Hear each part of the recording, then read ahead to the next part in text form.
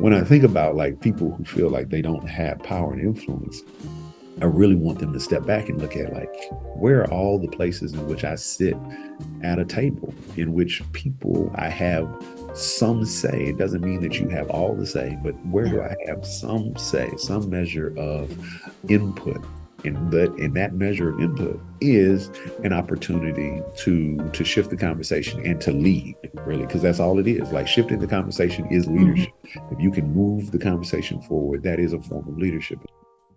This is the Leadership on the Rocks podcast, where we equip and empower leaders like you to thrive in and create harmony between your professional and personal lives. I'm your host, Bethany Reese, and in today's episode, we're going to be talking with Lyndon Pryor about how we can discover our leadership purpose beyond that of our personal or organizational goals, so that we're also making a positive impact on our local communities. Lyndon Pryor is president and CEO at the Louisville Urban League. Prior to his appointment, he served as Chief Engagement Officer for the organization, working on special projects like A Path Forward for Louisville, overseeing all communication areas for the organization, and working to enhance the smooth and efficient integration of services at the organization to maximize the potential outcomes for every league participant.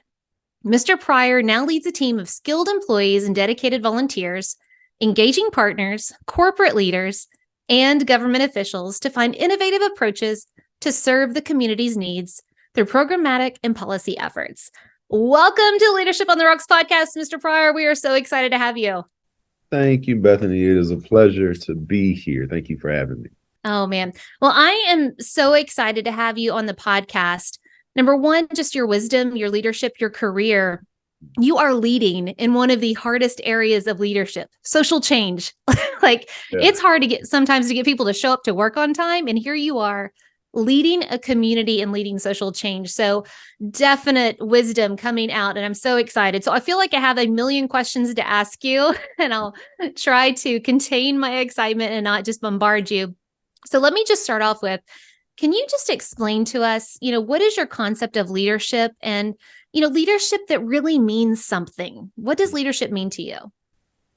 So, obviously there is just the textbook definition, which is leadership is the ability to get people to do something that they otherwise might not do on their own. And I say that, because I think that's really important. And sometimes we forget that, we think about leadership in terms of, positional leadership, and you have titles and authority and you sit at this place at an organization or whatever. But, leadership happens all over the place. And so this idea of being able to get people to do things, to move people in directions that they might not otherwise do on their own, I think is really important for us to remember, because what that means to me is that everybody gets to be a leader, right? Like it doesn't really name, title, and we could talk about all that. Like that's important, like positional leadership. There's something to be said for that, but everybody gets to be a leader. And everybody should be a leader in some sphere of some sort. And so for me, I'm always about however you show up as a leader or where you show up as a leader, right? Let's make sure that it means something, right? Let's make sure that you are utilizing that ability to influence in such a way that has an impact beyond you, and that does something meaningful in life. I love that. When you first started talking and you're helping people to do something, even if they, don't necessarily want to go that way, my first thought was teenagers. Leadership and parenting. Oh my goodness. How important is that? Right. You as as an educator, right? You've done this, and my background is in higher education, but I know, you have been and lived that life for a long time. And this idea of leadership, not just in terms of teachers and administrators leading kids, but also, and this well working in high schools, kids leading kids, right? There are leaders all over the building who are leading people to do things that they might not otherwise do. Sometimes those things are not things that we need them to do. Other times they are. It just depends. But I think it is really important that we see leadership everywhere and understand that it exists in every single space. Man, it's so true. So I want to tap into, you said you worked in the university system, right? So you've really, looking at the kind of the career path you've been on, you've led students And now you're leading not only an organization, but really a community. So what are just some observations that you've had just throughout your career on just people in general and then leadership of people in general? Yeah, I mean, I think people are obviously oftentimes self-interested. And so they're really That's probably an understatement. right. Like, and so they tend to be really concerned about how these things impact them and their families or whatever, however they define their circles, first and foremost. And I think that's important to always remember when leading folks is that, okay, what do you care about? Because I think sometimes some leaders can have a tendency to come in and forget that people are people and that they have things going on. And I think tied to that, and it's something that I see particularly in terms of leading work in a community setting, is understanding how people are intersectional, right? Like, and this is something that to me, I mean, honestly, is very common sense. But I don't think we pay enough attention to it in lots of different ways. So the idea that we are all multifaceted people, we wear different identities all at the same time. Those identities often intersect in all kinds of different ways. And so they are going to shape how I respond to certain things, how I act, how I view certain things, how I perceive the world. And as such, they're going to impact how I respond to certain types of leadership. And so I think that it's really incumbent upon leaders to recognize that the way I say it is you're serving whole people. And so you're not just serving a part of somebody. I don't just serve the part of my staff who shows up, to work every day. Like you are not an employee of the Louisville Urban League. Yeah, Like, I love that. Do that. And, So, something that we learn in education, and hopefully everybody learns it everywhere, is we went through this massive training of stop thinking that everyone is white middle class. So many people are coming in from so many different avenues and walks in life. And you have to, one, make them feel safe to be there no matter where they're coming from, what skill sets they have or don't have. And, really look, and I love what you're saying, look at the whole person, look at every aspect of it. And that's so true in leadership. I love that you started out with a lot of times we're so self-focused, and we are. How do we get out of looking at whatever it is that we're doing, our task, more than just like a job, more than just pushing paperwork, trying to, make the sales or make the results happen? How do we zoom out and see that our jobs are so much bigger than the thing, the widget? It's people that we're serving on the other end of that. How do we zoom out and find that empathy? Yeah, I mean, it's critically important to really take into account who people are, and I can use that specifically from this is just what humans should do. I can use it through the lens of Christianity, and this is what we're called to do. But in all honesty, it's good business practice, right? Like if you're going to lead people and you're going to be successful, then you want to be able to get the most out of folks as humanly possible. The best way to do that is to actually care about them. Like, and there are studies that have shown this, like people have actually done the research is like, oh, okay, the environments in which people feel like they are cared about the most by their leadership, by their organization, are the ones that are most productive. They're the spaces that grow the best. They're the spaces that make the most money or whatever. So if those are the things that drive you, this is still a best practice for you, even if it's not coming from a place of, true, genuine or altruism in any sort of way. Like, okay, if you want to do it because it makes you money, fine. Do it because it makes you money, because it is going to actually make you money at the end of the day, if that's what drives you. And so getting people to understand that, I think, is really, really important, in these various spaces of leadership. Absolutely. How would you encourage our listeners to step into that? Maybe, we have some people that are lost. Maybe they feel like, hey, my circle of influence is so small, it doesn't really matter what I do, right? We have this whole group of people that feel like unseen, that feel like they don't have power or influence. Maybe you have some people that are in between jobs right now. Maybe you have some people that are re-entering, society, whether it be civilian life because I'm coming out of the military or I'm coming out of incarceration or anything else. How would you encourage people to recognize that it doesn't matter your title, your paycheck, your industry, your profession, or whatever. You have influence and you are a leader. How would you encourage those?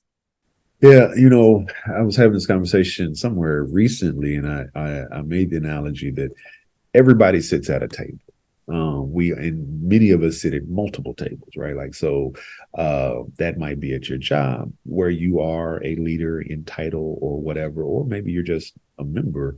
But it also could be your household table, right? Like it could be literally the literal table that you sit around every single day with your family, or friends, or whatever the case may be. But everybody sits at a table. And at that table, you have the opportunity to look around and see what things are missing. And by what things, I mean, what perspectives, what ideas, what opportunities are missing from that table and the way in which you all are doing whatever it is that you do on a daily basis. And because you are at the table, you have the opportunity to shift the conversation. You have the opportunity to say, like, hey, what about this? Or why are we not thinking about this? Or how about we look at this problem or situation or whatever the case may be in a different way, right? And so when I think about like people who feel like they don't have power and influence, I really want them to step back and look at like, where are all the places in which I sit at a table in which people I have some say. It doesn't mean that you have all the say, but where do I have some say, some measure of input? And that measure of input is an opportunity to shift the conversation and to lead, really, because that's all it is. Like shifting the conversation is leadership. If you can move the conversation forward, that is a form of leadership. And so you have the opportunity to do that. But to the point about, folks who are maybe in between jobs and all of this, one of the things that I was saying about my upbringing and my parents, and one of the greatest gifts they gave me was no expectations around what I do in a career.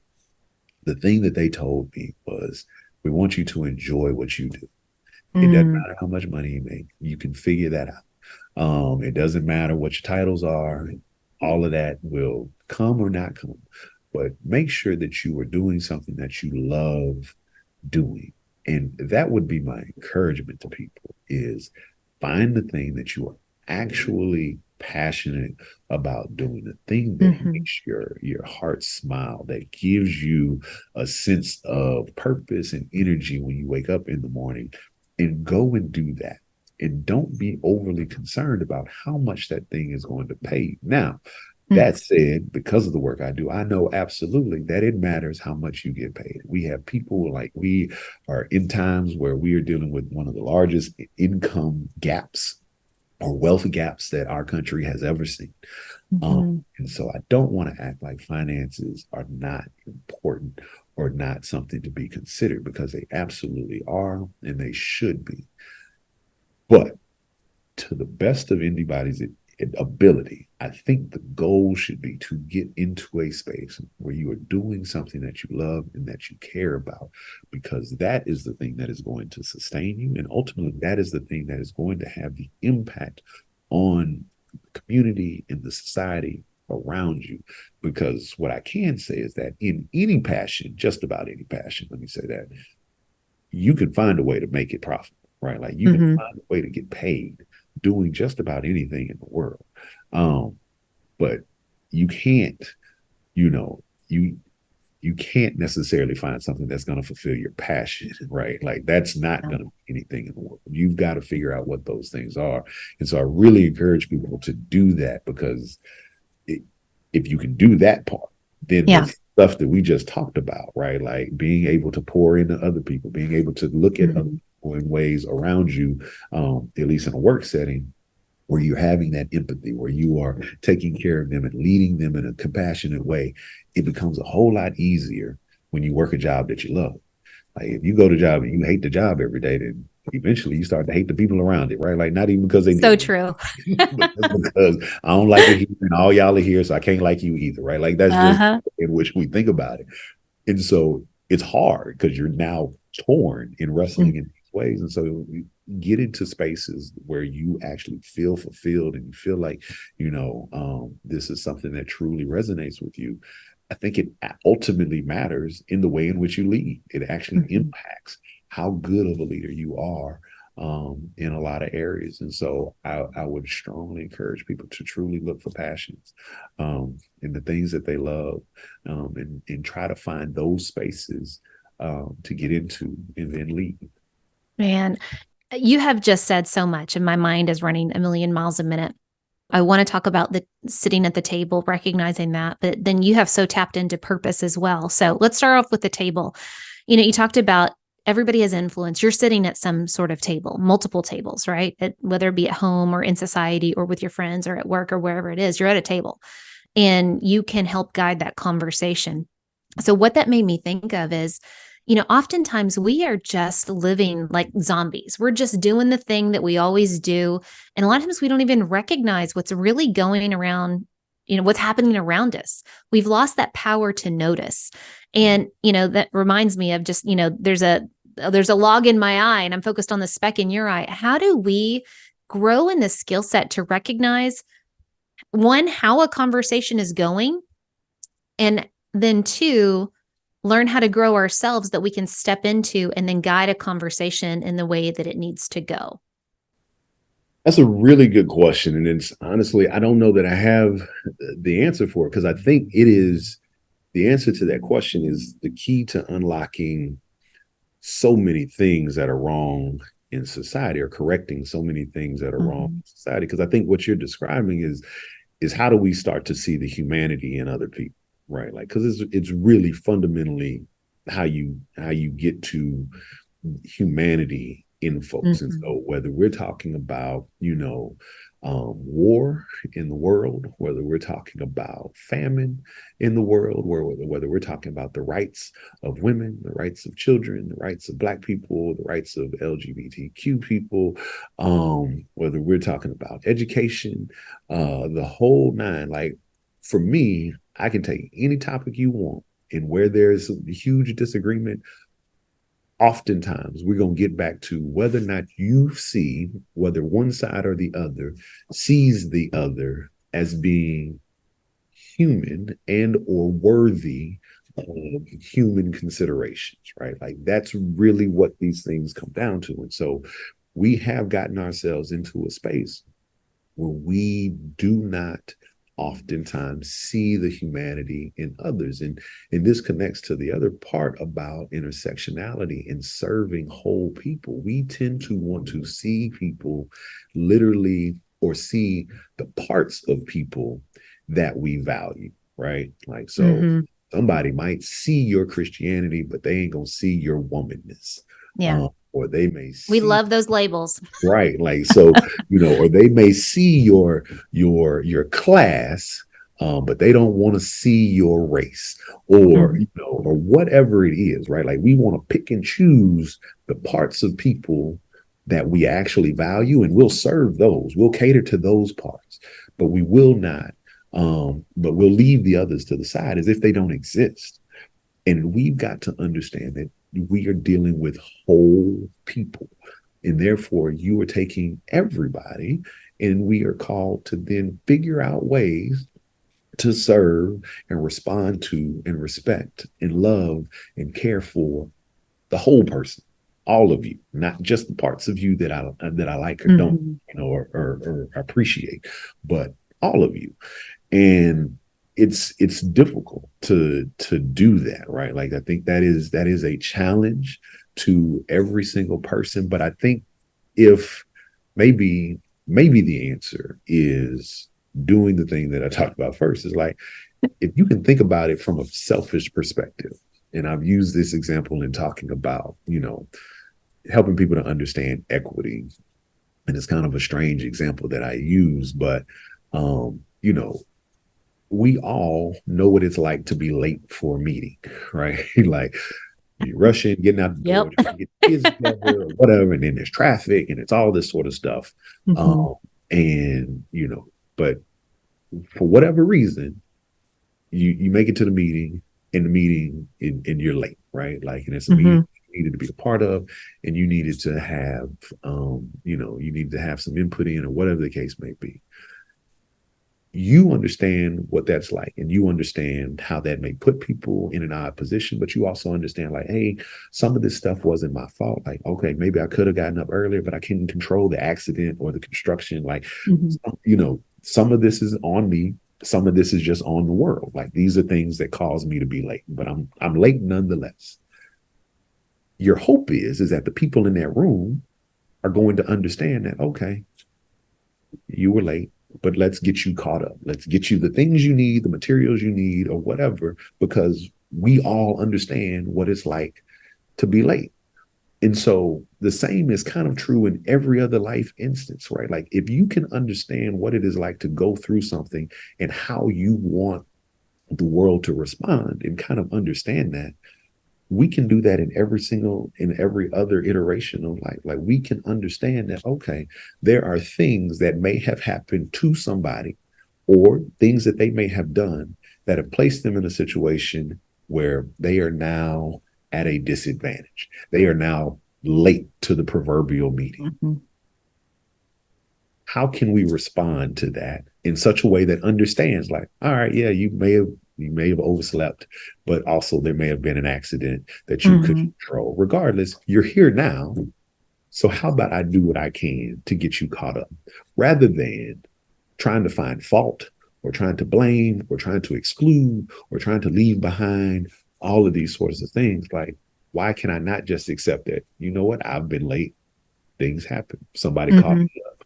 Why can't I do that for somebody else, right? Like, understanding that we have a role to play in how we respond to how people show up as well, and that it's not just about them and what they do. Like, nobody exists in isolation. We all exist in relationship. And so they have a part to play in their part of the relationship. I have a part to play in our relationship as well. And so I can control what I do. And so I don't know that helps. I still don't know that necessarily gets us there, but I do think that we have to get to a better place of seeing humanity, seeing ourselves in other people. Yes. And I think that's just such universal wisdom and truth. And no matter what table you're sitting at with leadership, the first set of lenses that you need to look through is love and humanity, right? Everybody deserves love and respect, and I recognize your humanness, right? And then I love that analogy. That was just so good about being late to the meeting, and how can we not berate that person, but catch them up so that we can continue moving on, right? Everybody wants to continue moving on to life, liberty, and the pursuit of happiness. How can we get everybody going that direction? That was so good. Thank you for sharing that wisdom. And going into the second part of just everything that you've kind of been talking about, looking at purpose, it almost makes me think that actually we all have the same purpose, right? Especially in leadership, is to serve, to love on, serve others, to serve in a way that benefits them. We're bringing everybody along, helping them, right? That's really the purpose of leadership. Doesn't matter the title, the industry you're in, but the calling is more of the how you getting it done. And that's where, you were talking about passion earlier, and that's kind of what I was thinking about, is we all have such different, unique talents and abilities in which we can pour into other people. And so how did you, going from university systems to then now serving communities through the Louisville Urban League, how did you find your calling, your purpose in that?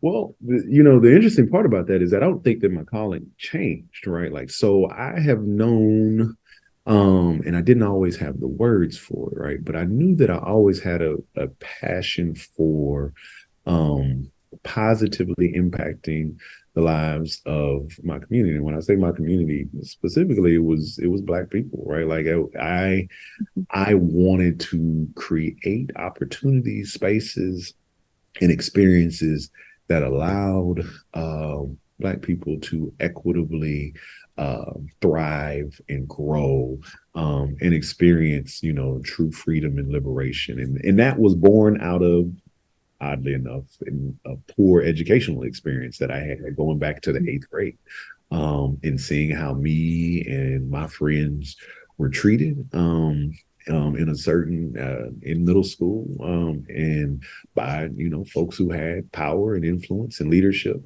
and that kind of set me on this course. Like I always knew, like, no, this wasn't okay. I don't like it, and I don't want to see or be a part of anything like that in the future, right? And so that kind of established the purpose that I wanted to have in life. And then I had that kind of in combination with what I said my parents gave me, which was go do the things that you love and that you enjoy.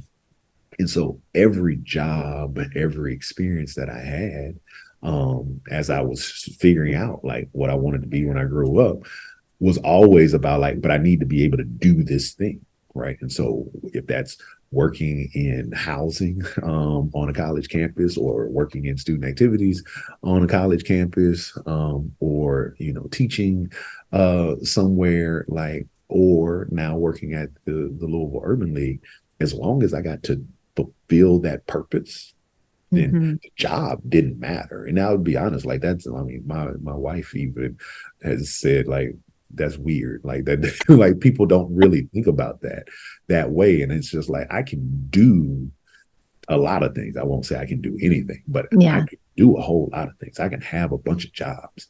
But for me is, if while I'm doing that job, do I get to fulfill this purpose?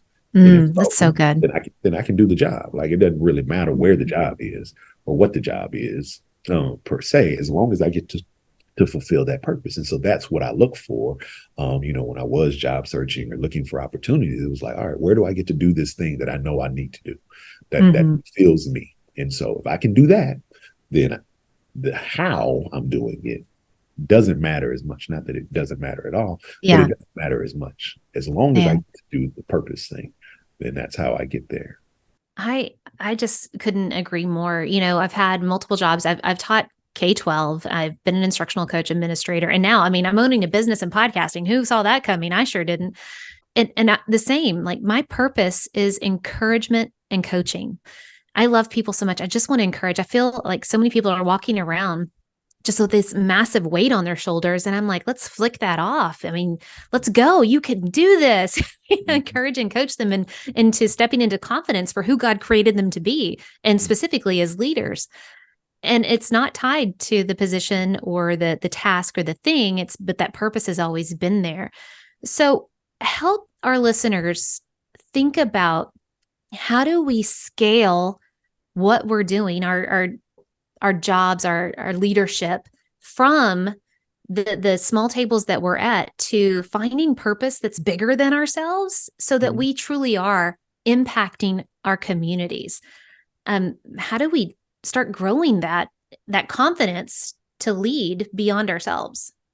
Yeah, I think some of that is not just growing the confidence, but it is growing the courage to do it. Right? Like, it takes a measure of courage to want to go out and do something that is going to positively impact other people. And so now when I talk about leadership, a lot of places, and particularly here in Louisville, I'm calling on people and calling people out about, like, courageous leadership and the need for more of it. Like, it is true leadership, in my opinion, is not timid. It cannot be, fearful. And so I think that is a big part of it. But I think, oddly enough, I think to get to the place that you're talking about, it has to do with, how do we remove ourselves from the center? How do you decenter you in this? And that is very difficult, particularly in an American Western kind of culture where we have been conditioned to put ourselves in the center of just about everything. And so how do you decenter yourself, right? Like, and so if this is not about me, if you think about your life, you think about your leadership opportunities, and you say, like, all right, pluck me out of this. What good is the work that I'm doing? And then have a really honest and objective conversation about that, like ignoring all of the benefits that you personally reap from it, I think that's how we start to get there, because sometimes, Yeah. and I think in some places you're going to find like, I'm not really doing much, right? Like if outside of the benefit to me, outside Yeah. of the paycheck or the benefits or the travel or whatever it is, Yeah. I don't know that there's much being gained by anybody other than me and my family. And I think once you start to have that honest conversation, you begin to move yourself in a direction of how do you get to some real purpose and meaningful purpose with what you do.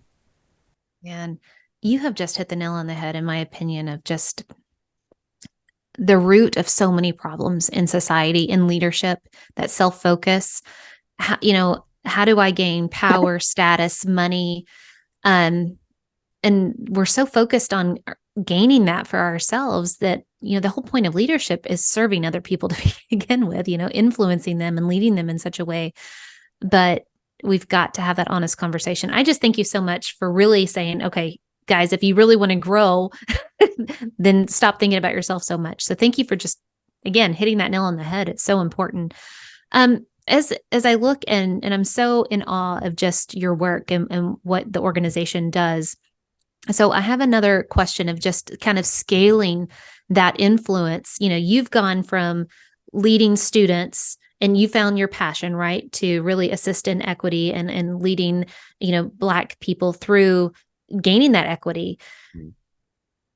How do you now, you've gone from the university system to now, think about all your stakeholders. You are working with the people that are going through the programs, right? The people that you're serving.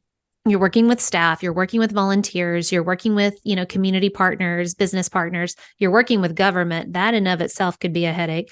How in the world do you get all of the stakeholders to come together for the vision of the Louisville Urban League and then buy into that vision so that everybody's on the same page to serve the community? How do you get people to buy in, all those stakeholders? Well, one is by acknowledging that they all got different interests, right? Like none of those folks that you name by and large are coming to the table for the same reason. And this kind of gets back to this idea of serving whole people. It's like, I need to understand why you, community member, are here. I need to understand why you, volunteer, are here. You, corporate partner, you, government entity, like, why are you here? What is it that you want or seek to do out of this? And sometimes it is self-interested. Sometimes it is, truly, altruistic. But whatever it is, I need to understand what it is that is driven you to the table, or in many cases, why I'm calling you to the table to be able to do a certain thing. And then I need to be able to speak to that. And I need to be able to speak to that to the extent that here is how this relationship becomes mutually beneficial.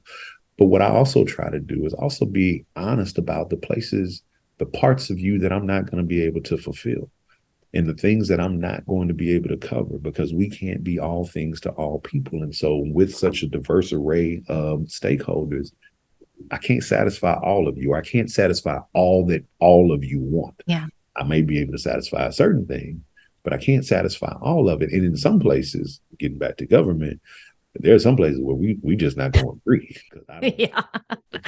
I vehemently just disagree with you on. And so we can't, we not going to partner in this place, or I'm not going to be able to meet your expectations on this thing just because I don't agree with the way in which you're doing it.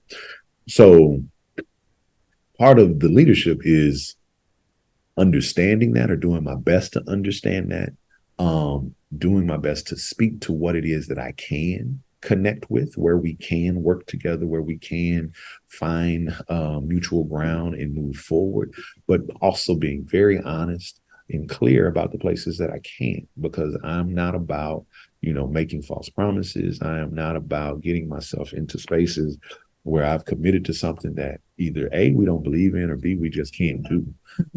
And so be very clear around, like, there are some places where there's just going to be a gap. And I'm not your partner, either because I don't do the thing, or because I don't agree with the thing, or I just don't have the capacity for the thing, whatever it is. But, I think that helps because people value that, right? Like, I think, again, think about society. I think people shun honesty these days. Like it's a lot of, Oh yeah, we'll cancel you out. well, yeah, and it's not a whole lot of, unfortunately, it's not even a whole lot of, we expect you to lie, but we're okay with omissions, right? Like it's just like, oh well, we're just not going to talk about this thing, and just hope that everybody's okay with it.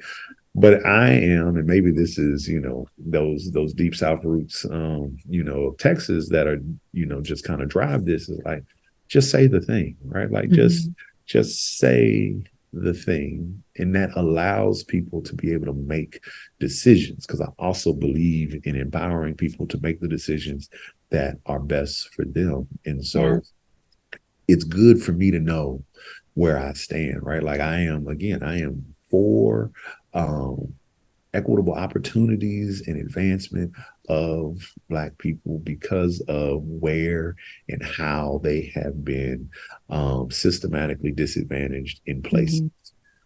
There are going to be people who come to the table who don't agree with that and who aren't in the same place that I am. That can be okay, right? Like that doesn't mean we can't work together on some things, because some things we can work together on. But what I do need you to do is actually be honest, because I don't want to have an expectation of you that you can't fulfill. And you shouldn't have an expectation of me that I can't fulfill. And so let's be honest about where we are on a given topic, subject area, so that we can be clear and I can make the decisions that work for me and those I serve. You can make the decisions that work for you and those you serve. And we understand very clearly where we are. And that way it's just easier to move forward. Man, all of you listening, I hope you're gathering all of the wisdom and the universal principles that Mr. Pryor is sharing. There's so much in that. I could spend a whole nother hour just digging into it. First, you're starting with the recognition of seeing the humanity in people. So number one, you're coming up to the table with respect and love and appreciation for. Then you're building the relationship, right? And when you have that relationship with people, you can come to the table with your true self, authentic self, being honest, because they know that there's that love and respect there, and they're able to listen to the message. When we come, with brass knuckles and wanting to punch people in the face, of course, they're not going to listen and hear anything you have to say, but you're recognizing that. And then two, whenever you're talking about all of the issues or the hardships, or how do we make change in society and make a positive impact, you start with relating it. Like you were saying, looking at your variety of stakeholders, you've got to be honest and recognize what they're coming to the table with and what their desires are, and then relate what you have and what you're working on to that. And if it's a fit, then it works and you can partner up on it. Guys, this is just wisdom that'll serve you in everything, including your parenting and your marriage. It can't be one-sided. You got to come to the table and relate it. So I just thank you so much for sharing all of that. It's amazing. So as we kind of wrap up, you've definitely given us so much. What are some key takeaways? What are some actionable steps that we as leaders can take to grow in our leadership, but really start to zoom out of just our leadership at work, at the job, at the job, pushing, the paper, doing the task? How can we grow that so that we can courageously, as you said, step into leadership where we start making positive impact in society? So one thing that I will lift up, and it's kind of, maybe I'm just restating something that I've said, but in a different way, is right now in society, like for some folks, words like power, words like privilege, have these negative connotations, right? Like they're these things that we reject, particularly when I'm in conversation and talking about white people in general, right? Like there are folks who bristle with this idea of privilege, white privilege, or all of that sort of stuff, or the idea of power, right? Like power is an incredible thing that I think we as an entire society need to start to have better conversations around, because much of what we are dealing with and what we are facing, and I say it all the time, like you can pick whatever ism you want, racism, sexism, classism, homophobia, whatever, right? Like all of that is rooted in power, but we almost never talk about power. We talk about the ism, but we rarely ever talk about power. And so I think power and privilege are two things that I think that any leader need to get really acquainted with those words and those terms, in the sense that they are neither good nor bad. They are just things. We all have power in some places and less power or no power in other places. We all have privilege in some places and no privilege or less privilege in other spaces. It's not good or bad. It's just a thing. It is a thing that you didn't ask for a lot of times. Sometimes you do, but oftentimes it's not a thing that you asked for. It's a thing that you were kind of given or that's bestowed upon you or whatever. But they are very real things. And once you kind of have an understanding of that and what those things are, I think it is really important that leaders look around and figure out, where do I have power? Where do I have privilege? And actually identify, like really think concretely, like at what tables, at the various tables that I sit, where do I actually have power? Where do I actually have privilege? And where you have it, then use it. Like start to actually wield your power and your privilege for good things. Because most people, I would submit, are just not using their power and privilege. They have it and they are not using it. They are silent in places, either because they don't realize that they have it or because they do and they're operating from this space of fear. But wherever you have power and privilege, use it. Use that to do something good, to make positive change, to make space for other people, to move the conversation forward, to decenter yourself or to decenter others who are oftentimes put in the center, right? Like do something good with the power and the privilege that you have, where and when you have it, because that is super important. Like that is the role of the leader, is to understand that and to do what you can with what you have while you can, to the greatest extent possible. Man, that's so good. And, the whole time you're talking, I'm like, everybody has power and privilege in their friend groups and in their family. That's a great place to start with those conversations. Any conversations that you're noticing, any generational sayings that come down, like, are you recognizing that? Is that not sitting right? Change that conversation. I just love that. And that's such a great place to start. You've talked so much about how we leaders can, one, peel back all the things that we do and find true purpose. Like you found your purpose in serving the Black community, for equity and all the things. I know y'all focus on education, housing, employment, and just all the things. And in all of the positive aspects that you've given us of how do we step into leadership with purpose, how do we serve and actually make change in the community, how do we use our power and privilege at the tables that we sit at, thinking of all those positive things, I now want to flip the script and say, what's something we got to stop doing? What's one poor decision that you see leaders making that you just want to flat out say, hey, stop doing this. That's a poor decision. You're better than that. Yeah. I would say leading from fear. I had a teacher actually, who said this and it had something that resonated with me. And I've tried to figure out, like, can I apply it to everything, but I can certainly apply it to leadership. But what he said was, every decision you make it out of fear or out of love, right? Like that's like at the end of the day, he's like, if you literally walk down why you did a thing, you did it out of fear of something or out of love for something. And I believe that leaders have to stop leading out of fear. You have to stop doing things because you are scared of what is going to happen, or because you are scared of whatever thing that is how you're going to be perceived. That's a big one. Perceived, how it's going to go over, whether or not you are going to be sued. Like, there are lots of things that leaders do, and they're doing it from positions of fear. And that is the absolute wrong way to lead, because when you're doing things out of fear, you are essentially ducking out of courageous opportunities. You are taking yourself out of the potential to do great work for something else. Because if you are going to grow, if you are going to help, if you are going to move a conversation forward, particularly into spaces that or into places that you currently are not, it's going to take doing something that you may fail at. It's going to do something that may create backlash or that may not go over well, because that is what new things do. New things create controversy. New things create tension. New things, make people uncomfortable. That is the whole point of newness. It is going to do that.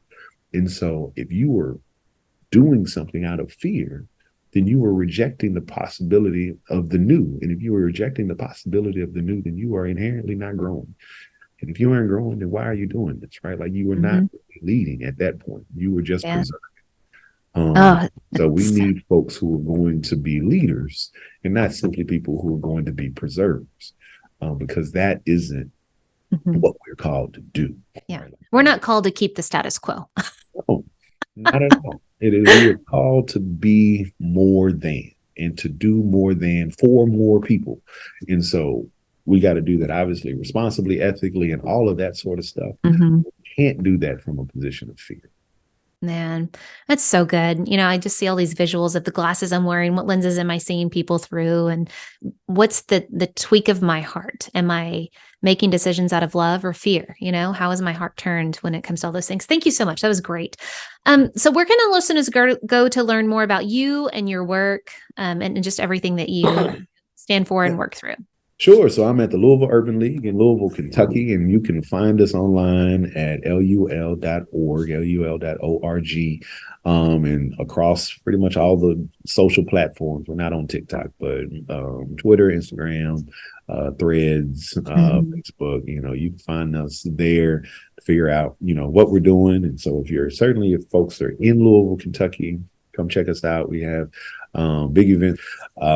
In the spring, we always do a Derby Gala, which is the week of the Kentucky Derby.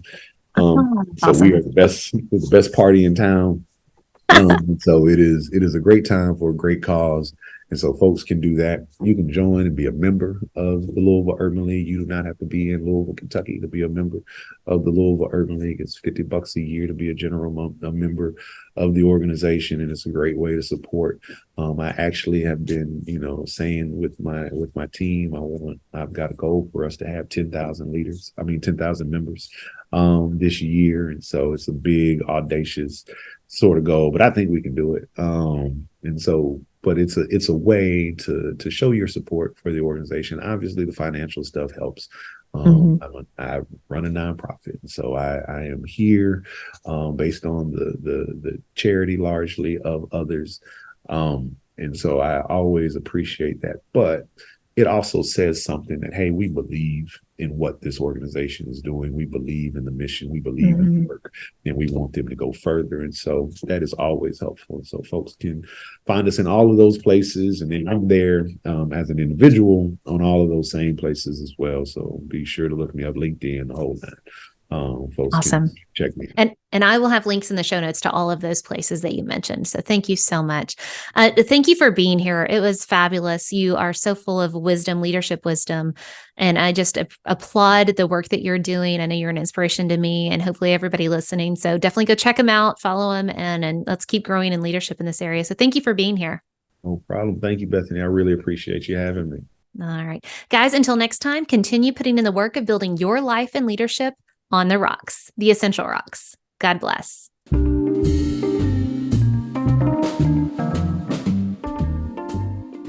Remember, the most essential rock you can build your life and leadership on is the rock of Jesus Christ.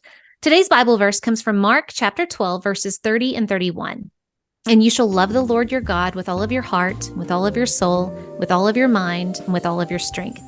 The second is this: love your neighbor as yourself. There is no other commandment greater than these.